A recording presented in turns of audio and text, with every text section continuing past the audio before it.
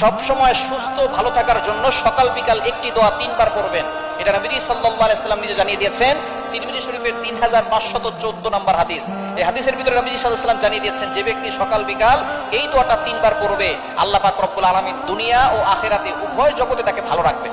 আমরা যখন দুনিয়াতে ভালো থাকার জন্য আল্লাহর কাছে দোয়া করি এবং আখিরাতেও ভালো থাকার জন্য দোয়া করি। এখন আপনি দুনিয়াতে ভালো থাকতেছেন, টাকা পয়সার মালিক হয়েছেন, কিন্তু আপনি নামাজ পড়তেছেন না, আপনি তাহলে কিন্তু পরকালে জান্নাত পাবেন না। তাহলে দুনিয়াতেও ভালো থাকবে যারা এবং আখিরাতেও ভালো থাকতে চায় যারা, তারা এই দোয়াটার আমল করবেন। আপনি ফজরের নামাজের পরে পড়বেন 3 বার, মাগরিবের পরে পড়বেন 3 বার। অবশ্যই নামাজ পড়বেন, নামাজ ছাড়া কোনো আমলে কাজ হবে না। ফজরের নামাজ যারা পড়ে না তাদের জীবনে কোনোদিন বরকত হয় না।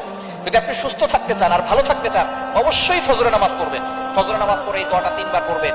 দোয়াটি হচ্ছে আল্লাহুম্মা ইন্নী আসআলুকাল আফিয়াতা ফিদ দুনিয়া ওয়াল আখিরাহ। আল্লাহুম্মা ইন্নী আসআলুকাল আফিয়াতা ফিদ দুনিয়া ওয়াল আখিরাহ। আপনি আল্লাহর